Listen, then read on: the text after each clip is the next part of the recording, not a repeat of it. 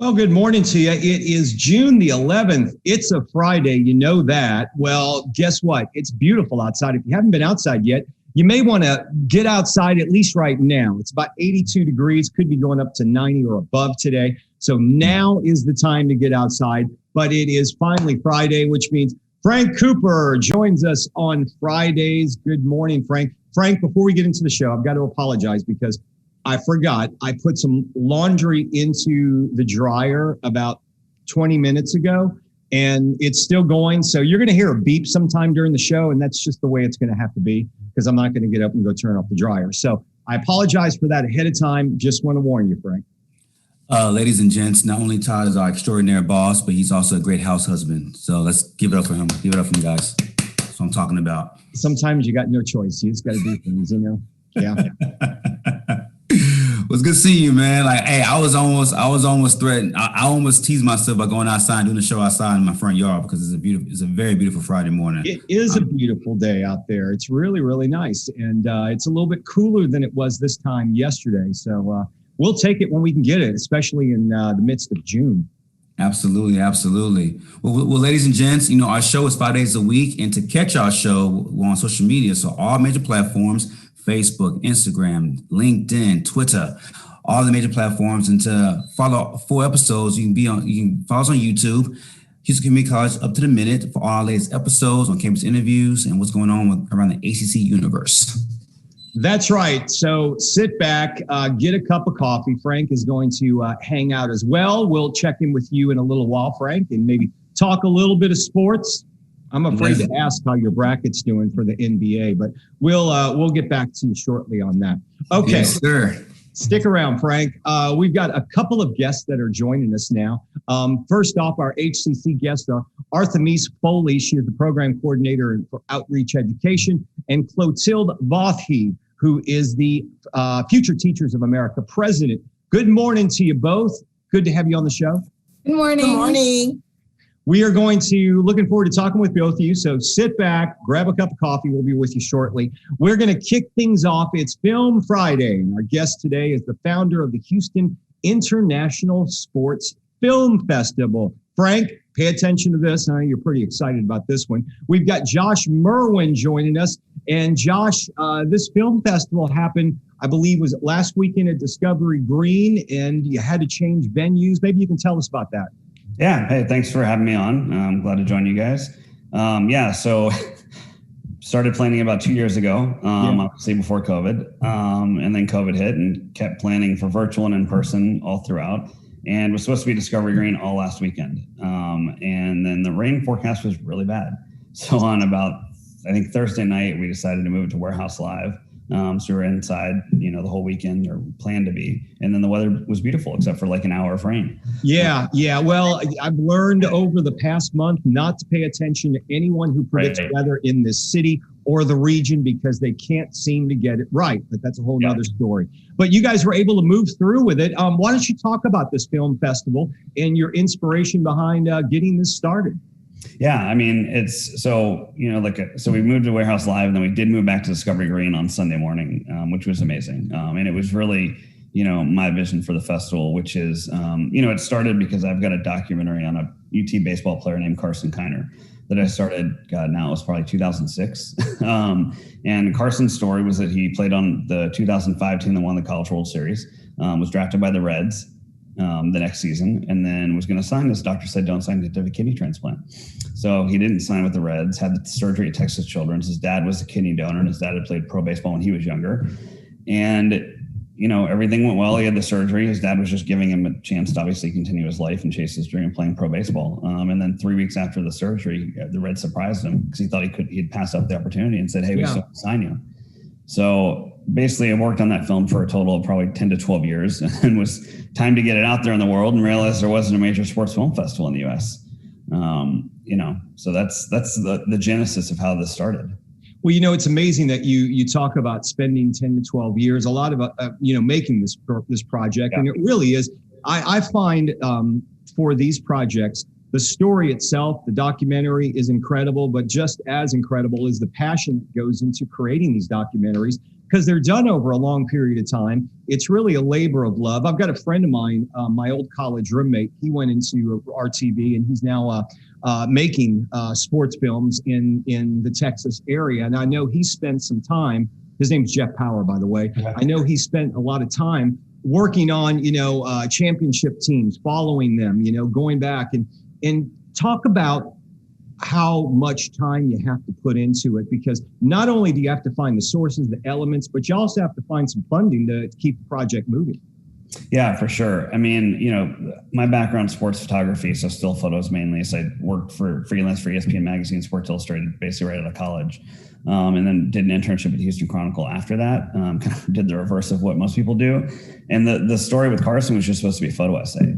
I'd done journalism and film, a double major at University of Colorado Boulder. So after a week of shooting just stills, I was like, there's more to this story here. This could be a film. And really just kind of blindly got into shooting with still camera and video camera.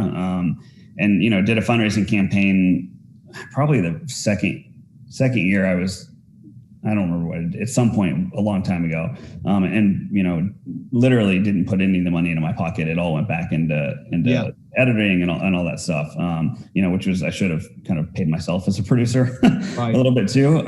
But, it just became a passion project, and really, his story is about organ donor awareness.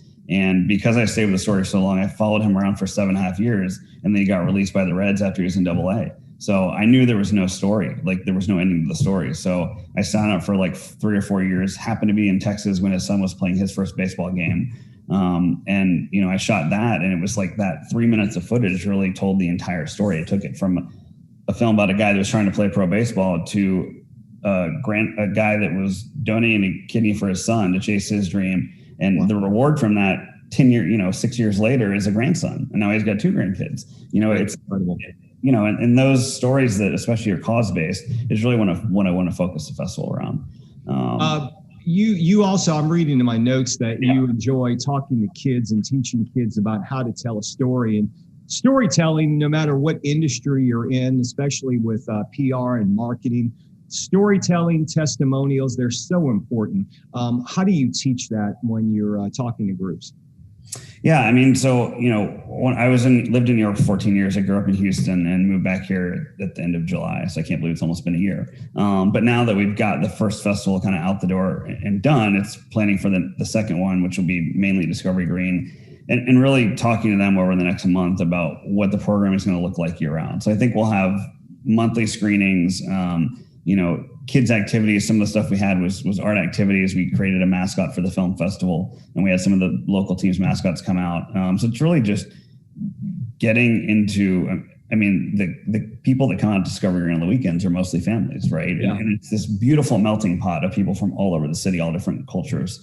So I think it's connecting with them there and really starting to create some animated, some short stories, some children's books with athletes and Paralympic athletes, especially, and then taking those and making them into short animated series, and getting kids involved with that process and teaching them how to tell a story, because then they can go back to their own neighborhood and instead of posting silly videos on social media, they can really tell the story around their neighborhood, and that can grow and help them long term as well.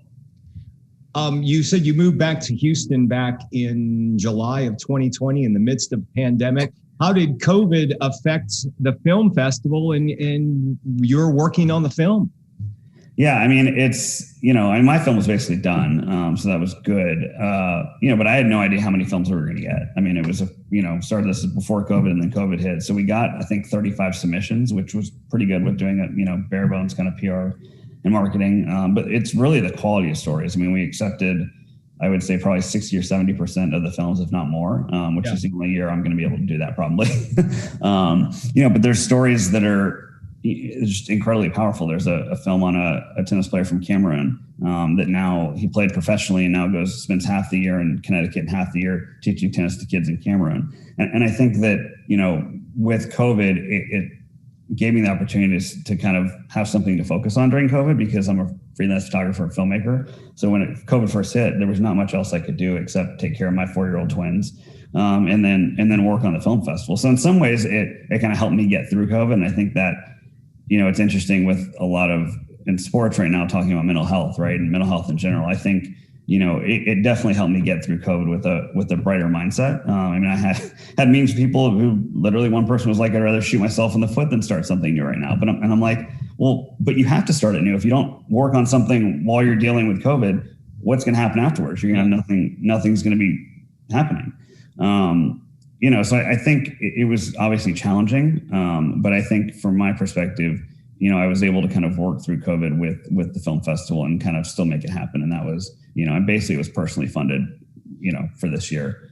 Are you, you said you're planning on having somewhat monthly screenings as you move forward, and then the annual Houston International Sports Film Festival. Yeah.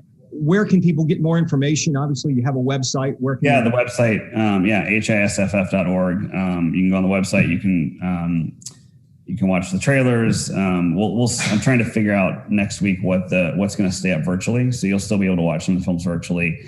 And, after I've got a meeting, I think in 2 weeks. And then in July, we'll kind of announce the yearly schedule as well. And really, if we find films throughout the year that tie into like the Houston Livestock Show and Rodeo, different events that are going on, the goal would be to do premieres all throughout the year and help those organizations bring another cultural aspect to them.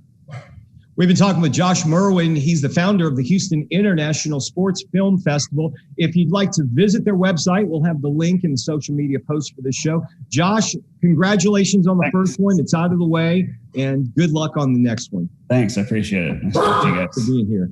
Yeah. All right. We're going to move on right now. We're going to talk about teachers and the art in the profession of teaching. We've got Arthemise Foley, our program coordinator of outreach education, and Clotilde Vauthey, the Future Teachers Association president. Good morning to you both. Good morning. Clotilde, we'll always start with you first. What exactly is the Future Teachers Association? So we are a student organization here at HCC. And what we do is we want to support those that are in the education field, wanting to be educators and teachers, wanting to work with children. We want to give them the leadership skills, the experience, and just, like a community of support so that we can continue to learn, because teachers, we are lifelong learners. Yeah. And having a support like the Future Teachers Association can really help further your knowledge and your, honestly, your belief in yourself as a future teacher, because you have so many other people lifting you up. And we provide field experiences and events that we go to help out. And it's just really a wonderful group. You're the president now of the FTA, but tell us about your time there, what you've learned personally with being. Yes, so I've been a part of the FTA since fall of 2019, and I've been president for 2 semesters now. 2 semesters. And I was vice president for 1 semester before that. Over these past couple of years, I've really become more confident in myself as a person because, like we work together, and that doesn't just mean being a part of a little group. It means taking leadership when you have to and knowing how to manage different situations and things like this, interviews to get the word out there that we're here. And it's just been, honestly, a great experience overall. I really have enjoyed it. And it's a joy to see, our students just grow. They start from really quiet and reserved. And as we worked in the organization together, just to see how our students grow and how they change and flourish is amazing. And sky's the limit for you all now. I want to ask both of you this because it's been something that's been in the news for the past, couple of months. But last night, Houston ISD voted with their board to raise the pay scale on Houston ISD teachers and staff, because from what we're reading and the numbers that have been put out there, they're paid far less than surrounding districts. Do your students now look at local districts like Houston ISD, or are they looking more in the surrounding districts? Because I think that's real important to get the word out as to what future teachers are thinking about low pay scales in our city.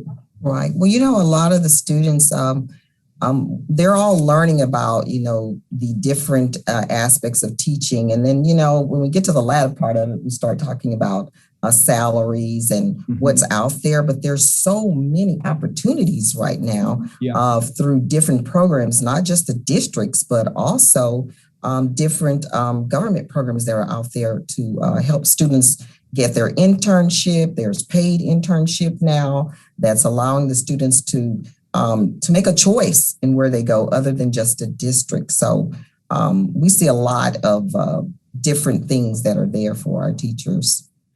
Arthemise, how has COVID affected the group? We haven't allowed COVID to affect us because one of our biggest things in teaching is being flexible. And that's one of the most important skills, is to be flexible in whatever aspect, whatever comes our way as teachers, because we're always trying to find resolutions to help our families and our children. So we haven't found it to be an issue, but we will tell you some wonderful things that we've done. It's definitely been a growing process, though, just learning how to adapt and, manage the situation to still be able to provide what we were providing to our members before. And, we've been online since March of 2020. And I think we've come a long way since then. And using our GroupMe as a form of communication, it was already such a huge part of the FTA and has now become like even a bigger part. And we communicate really every day. We do. We give each other little motivational little tips to keep us going. If someone has a question about something that they're dealing with in class, we look for resources with each other. And that GroupMe has become just a major form of communication for us. We've even seen where students are kind of at an there's just this motivational thing trying to keep things going, that someone will say, okay, here's a tip for today. Or we'll have something we'll say each morning to each other. And that just kind of keeps things going. I know the semester just wrapped up. Do you guys have plans for the organization this summer? Yes, we do. So we're having weekly mini meetings instead of our regular bi-weekly longer meetings. And those are every Monday. Our primary goal is recruitment for this summer. And we're also planning some events for the fall, but also we have an event in July at the Children's Museum that we're very, very excited for. And we're also planning another event at HCC Central for the YMCA children. Yeah, so we're just doing a lot of virtual stuff. And now that we're kind of integrating back into the norm, as we would say, we've tried to find little small events that we can get into to keep everyone involved and make that transition back into the quote unquote norm. Arthemise, you mentioned internships and programs that are available to students. And obviously the goal of students is to graduate and to move on, whether it be to another partnering university or to the workforce. Does the FTA continue to benefit students after graduation? I'm going to let you answer that question. Yes, we do. So thanks to Ms. Foley and our other advisors and teachers with the FTA, there's a lot of internship opportunities available in schools who already know about the FTA and who already know about what we do, who we are, and about our members. And so it's a lot easier and, really beneficial to be able to say, hey, I'm a part of FTA, and they know what that is. They know what we do. They know how dedicated we are. And, the field experiences are a great opportunity to see the schools, to meet the directors, and to just make connections. Yeah. And when we're going out on those field experiences, the student teachers, they're getting an opportunity to actually see what's happening in the classroom. If they're in their internship, which is our last course in order to graduate, they're actually working in the classroom with a teacher who's already hired by their particular childcare center, and they are literally getting to know them and build a rapport. And before you know it, when they're doing their internship hours, which is a requirement of 240 hours, that director is really evaluating our students and saying, wow, not only they're a member of FTA, but these students are awesome. They're well skilled, they're quality. We want to hire her or him before the semester ends. So most of our students are offered jobs like right away after their internship. So it works hand in hand. And we're recruiting at the same time because other teachers who are currently working there are looking to go back to school. So HCC, we've got the info for you. So you can definitely come aboard and be just like one of our teachers that we have that are in FTA. If someone wants more information on the FTA, where can they find you on our website? Do you have your own website? What's the best location? We now have, we've started a YouTube, so I think you guys are gonna flash that on the screen as well, because it's some funny little numbers there on that. But you can definitely go on YouTube for Future Teachers Association, and you will see our welcome. It will have all the information with our telephone numbers and everything. But if you want to get in contact with me directly right away, you can contact me at arthemise.foley@hccs.edu. Now, the spelling of that name, I'll go ahead and give it to you. It's arthemise.foley@hccs.edu. Arthemise Foley, Program Coordinator of Outreach Education, and Clotilde Vauthey, the Future Teachers Association President. Thanks to both of you for being here. Thank you. We appreciate what you do, and we're going to put those links in the social media post for the show. All right. We look forward to you all coming aboard with us. Thank you. Thanks for being here. All right, we're going to move on to Frank Cooper with our HCC News and Information. Frank, you know, we're doing something important for the community here at HCC. Our campuses through Saturday are open for the second COVID vaccination. Absolutely. So HCC's Acre Homes and Central offered a second Pfizer shot from the Texas National Guard and Texas Department of Emergency Management. So that's tomorrow. That's through Saturday, June 12th, 10 a.m. to 6 p.m. Walk-ins and drop-ups are encouraged. No appointment is necessary, and there is no cost. Again, no cost to the public. Also, all HCC faculty and staff receive a vaccine at these locations during scheduled hours of work would not be charged leave. So we have, since COVID started, many of us were working remotely. Janet May, our Chief Human Resources Officer, has been hosting virtual coffee breaks. They're hosted on a weekly basis. Next week, Tuesday, June 15th, 11 a.m. She's got Shauna Williams, the Faculty History Department, one of their faculty members, will be joining her on the coffee break. Grab a cup of coffee. You can register for the event and join them live. And that will happen Tuesday at 11 a.m. And we've got admissions and fairs, admission and registration fairs happening on our campuses, Frank. Those are kicking off, I believe, towards next week or so. Absolutely. So for students who have questions or need help with the admissions process, because we know it can be a very long, lengthy process, we are relaunching their educational paths with 20 plus admissions and registration events from May until August of this year. Plus, there's a chance to win an HCC swag, $500 in scholarships, or a laptop. The next one is June 21st, which is a Monday, from 10 a.m. to 1 p.m. at the HCC Northeast Learning Hub. So these, things like an admission application process, enrollment, onboarding steps, choosing a program or major for yourself, advising, financial aid, and much, much more. So registration info is in our post after the show. Okay, need a trim? How about a free haircut? Well, they're back for HCC faculty, staff, and students. Free haircuts are now offered to staff and students on Wednesdays at HCC Central. Walk-ins are welcome, just like our own Nathan Hale, who is the director on this show. Nathan went to get his hair trimmed earlier this week. We're going to show you some before and afters, but you can see in the before that Nathan was in desperate need of a haircut and a beard trim. It looked like, you know, he was in one of those alt bands with banjos and fiddles, you know, on stage at like, one of the festivals. So anyway, Nathan's looking presentable again, and we thank the team out there. And if you need a haircut or trim, you can show up at the J.B. Whiteley building, take your ID card, and they'll hook you up. That happens on Wednesdays all day long. They do have a lunch break from 12 to 1 p.m. Okay, need a new skill set, Frank. The Texas Reskilling Grant Program is underway.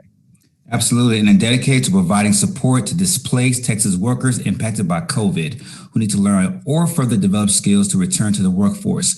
So to qualify, go to hccs.edu/Texas-reskilling. We'll also have this in our post after the show as well. Okay, students at Northeast Houston now have a chance to apply for the HCC Honors Program at the Northline campus, which is offering scholarships, free books, personalized counseling, and leadership opportunities, even a chance to travel abroad. Over the years, the honor students have traveled to places like Italy, Spain, Turkey, France. They've been all over the place, and hopefully they'll get a chance to do that again in 2022. The applications are open to graduating high school seniors with a 3.5 GPA or interested adults who demonstrate college readiness. For more information, contact Dr. Cheryl Peters. We will have her email in the social media post for the show. One thing to remember, Frank, if you're signing up for classes for the summer sessions or for the fall, registration for both is underway. You can register for our online courses. We've got some hybrid courses with a little bit of online and in person, and they're back in session once again, in-person classes at HCC campuses. We started them this summer. They're underway now, and they'll be keeping and they're actually going to have more of these classes starting in the fall. So you can sign up and explore the programs, and make sure you sign up early at hccs.edu/now. Okay, Frank, want to get into a little bit of sports talk because you are our sports expert, and we like to say that. Too kind, sir. You're too kind. Yeah, okay. NBA, we'll talk about that in a second, but here's the kicker of the week for the NFL. The Texans, they get back to these OTAs, and they've got people practicing on the team, and they're voluntary, okay? Voluntary. Well, they had all the new agents show up. I think like 3/4 of the team are new people. They've got a new coach, and the coach says, hey, these guys have done so well in their first week of practice. I'm going to give them the next week off. Good move or bad, Frank? What's your take on this? By looking at the roster and what this team has been through over the last year, days off is the last thing they're going to need, because that's what they're going to be taking a lot of Sundays off starting this fall with their schedule. This team might win, and I'm saying this very lightly. They might win, Ty, 3 games this year. But the flip side is you can vie for a number 1, number 2 pick in the draft.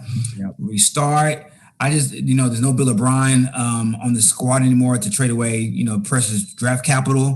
Maybe you can retain your draft picks. Yeah, he got rid of them. Yeah, chased them out. So maybe this time around in 2021, going into 2022, you can actually retain your draft picks and utilize them to draft actual talent.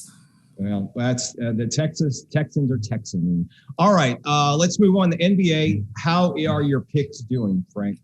I'm going to stick to my guns. Initially, my first initial prediction was the Suns making to the West Conference Finals and coming out of the West. Now, when Chris Paul got hurt, I reneged.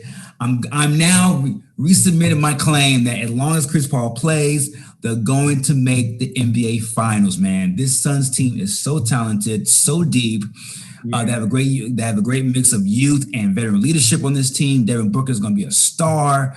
I like them, and the Bucks are down 2-1. I still have the Bucks coming out of the East as well. I don't believe in Brooklyn.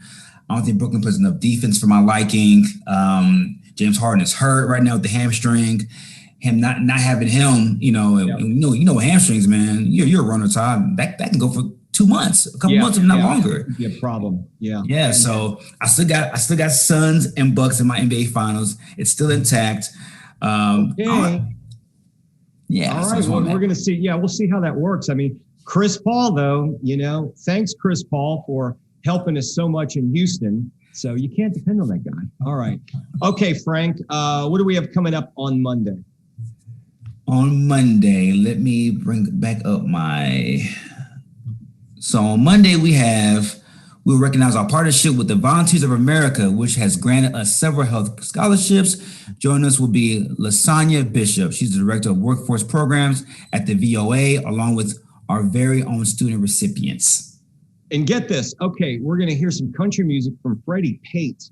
He's played with the likes of Willie Nelson, Johnny Cash, Conway Twitty, and Loretta Lynn. That should be very cool. Make sure you tune in for that. That's happening on Monday morning. You might want to even tune in for it, Frank. I know you're off on Mondays. Wait, is Conway Twitty an actual person? You know, I watch Family Guy, and they always have these random shots of Conway Twitty just playing music. I ain't know he's an actual person. Yeah. Okay, right. He was a real person. Yeah, look him up on YouTube, Frank. He's been dead for a little while, but okay, all right. Get Frank Conway Twitty's bio, will you please? All right, thanks for being here, Frank. Thank you all for joining us. Have a good weekend. Enjoy the weather. We will be back Monday morning, 10 a.m. live for Up to the Minute.